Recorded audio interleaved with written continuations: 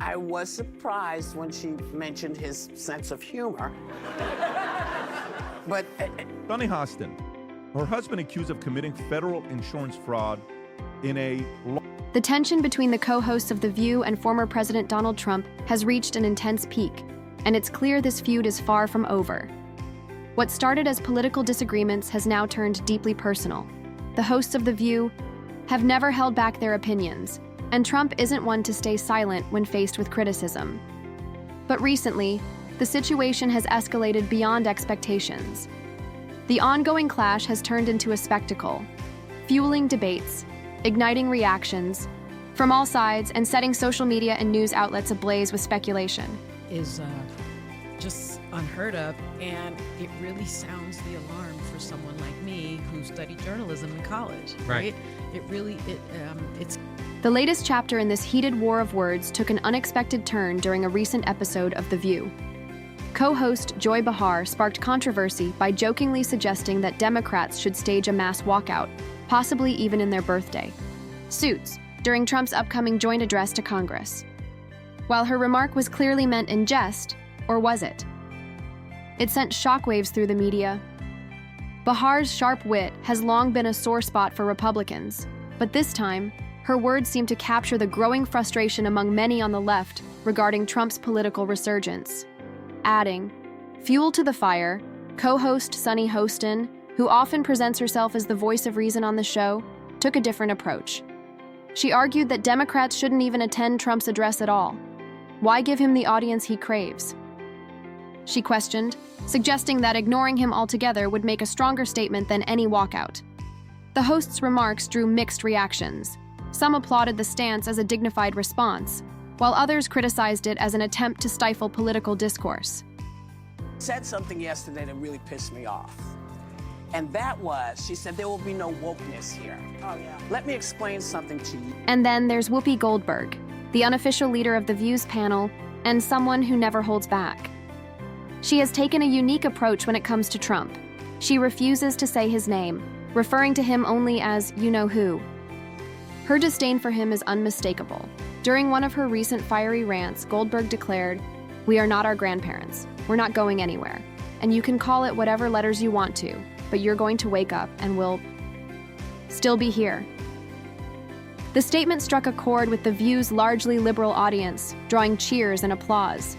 But on the other side, conservatives were quick to criticize, accusing her of grandstanding and fueling division. You know, not only has Trump emboldened people to run for the highest office of the land, he's actually surrounded himself with incompetency. So that is scary to me. And people that are loyal, that will just do whatever he says and go along with the program, not only in his cabinet, but in Congress. So I'm sort of... Of course, Trump wasn't about to let these remarks go unanswered. During a rally in Pennsylvania, he launched into a scathing attack on the View's hosts, calling them really dumb people, and singling out Whoopi Goldberg as demented and disgusting. He even claimed that he once hired Goldberg as a comedian, only to regret it when half the place walked out during her performance. Goldberg, never one to back down, fired back on The View, reminding Trump that she had actually headlined at his casino multiple times before he ran it into the ground. The exchange was as petty as it was entertaining, but it underscored the deep animosity between both sides, proving that this feud is far from over. But even factoring in that she's a nice-looking lady, I love it that the libs' attacks on conservatives right now are that we're hot and cool. But this feud isn't just about trading insults. It's about power, influence, and the battle over who gets the last word.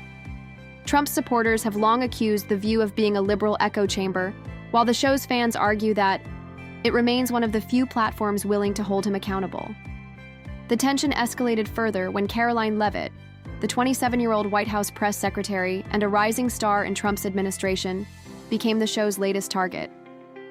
Caroline Leavitt isn't just making headlines, she's also rewriting history. At 27, the New Hampshire native has become the youngest White House press secretary. Leavitt's first press briefing made waves with its bold reforms, including the introduction of seats for new media figures like podcasters and independent journalists.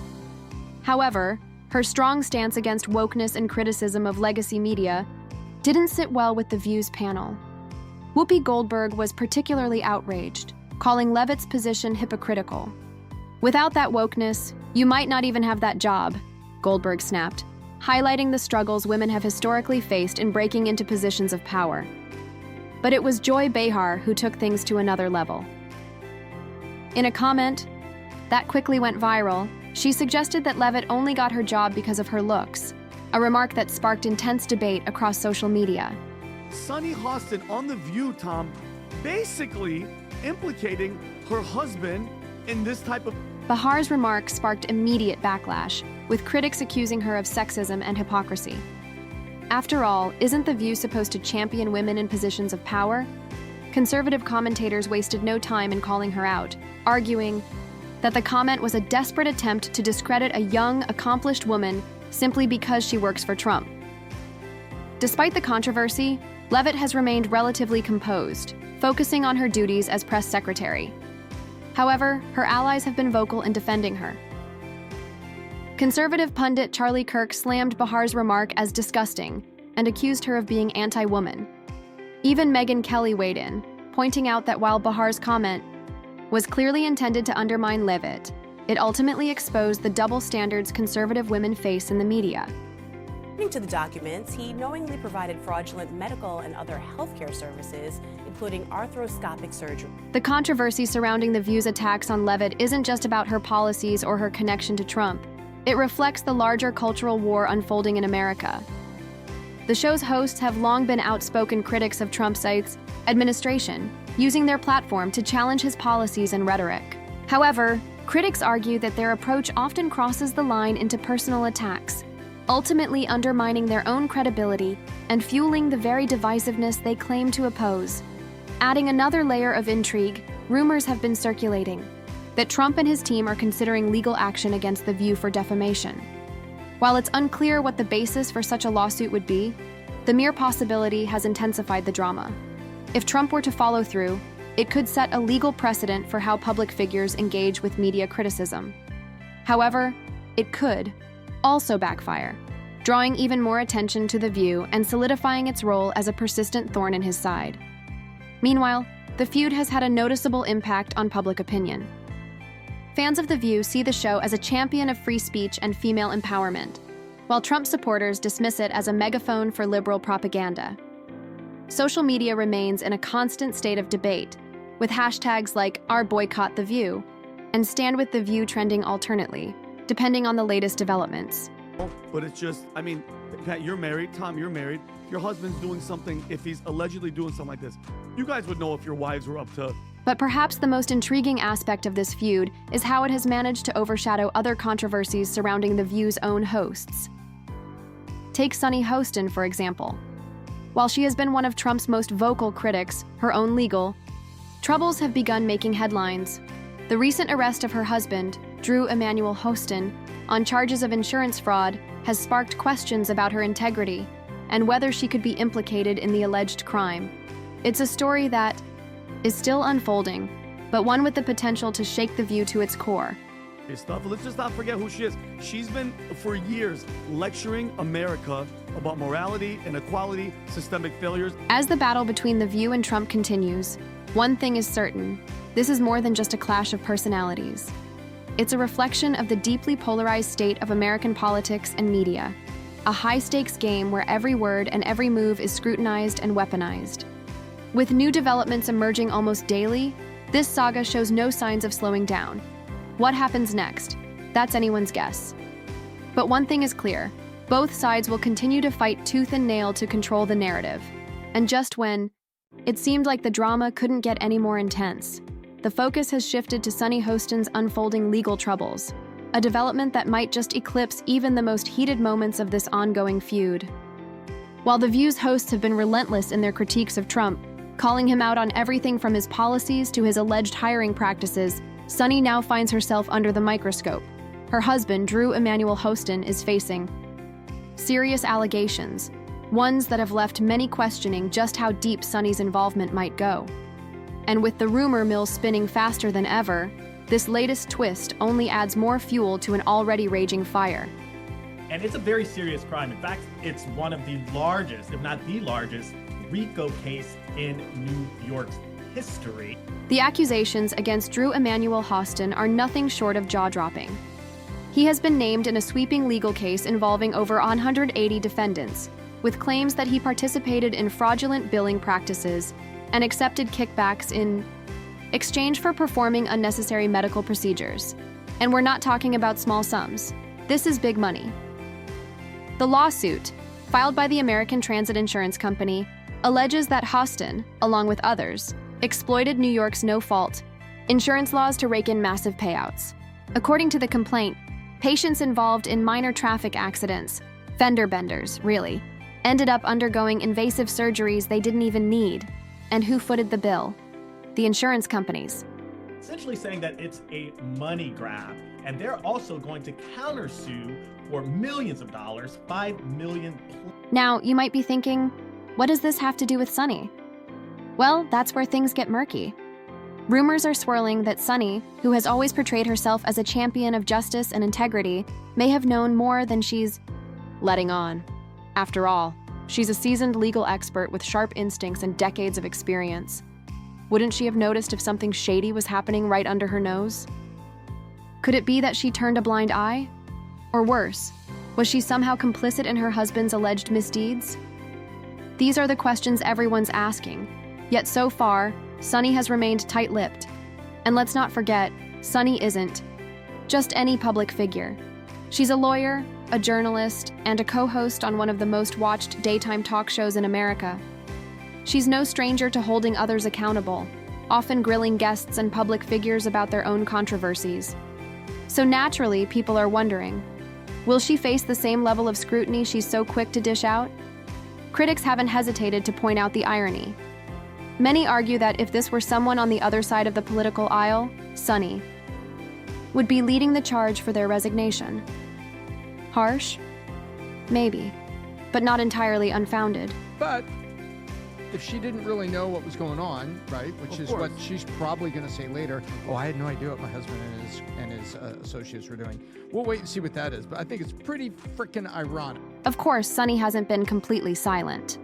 In a statement to the media, she came out swinging, accusing the insurance company of targeting her family because of her public profile. She claimed the lawsuit was nothing more than a frivolous attempt to dodge paying legitimate medical claims. According to Sunny, the company is on the verge of financial collapse and is using her husband as a scapegoat to distract from its own shortcomings. She even hinted at filing a countersuit for defamation, alleging that the company's actions have caused irreparable damage to her family's reputation. It's a bold move, but will it be enough to clear her name? Perspective on this. I don't really know what happened with this. The facts will come out. What I have a problem with is the core of who this woman is. Unlike you, I don't watch The View, bro. All I do is see clips. I know, it's just like twice a day. Here's all I hear from her. America's violent, America's racist, America's bad. Sure, here's the rewritten version. Emanuel Hostin's legal team has been working tirelessly to shift the narrative.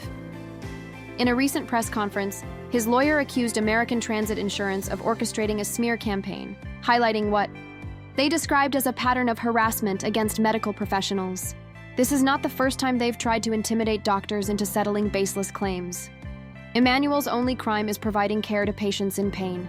We will prove his innocence in court, the lawyer stated.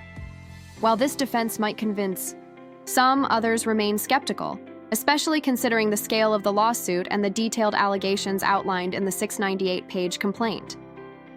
Regardless of the outcome, the impact of this scandal on Sunny Hostin's career and The View as a whole is undeniable. If the allegations against Emanuel turn out to be true, Sunny's reputation could take a serious hit. Her brand has always been built on credibility and integrity, and even though she isn't the one facing legal action, mere association could cause lasting damage. On the other hand, if Sunny's claims of being unfairly targeted hold weight, this could serve as a rallying point for her supporters. As the legal battle unfolds, all eyes are on Sunny and how she handles the mounting pressure. Will she address the allegations directly on The View? Will she continue to stand by her husband, or will cracks begin to appear in her public image? And how will her co-hosts navigate this delicate situation without alienating their audience or each other? Beyond this personal controversy, the situation raises broader questions about power, privilege, and accountability. Public figures today live under intense scrutiny, where every action is magnified and every word is dissected. Some will go to great lengths to protect their reputations, while others may seize the opportunity to tear them down. Is Sunny being unfairly targeted, or is there more to this story than meets the eye?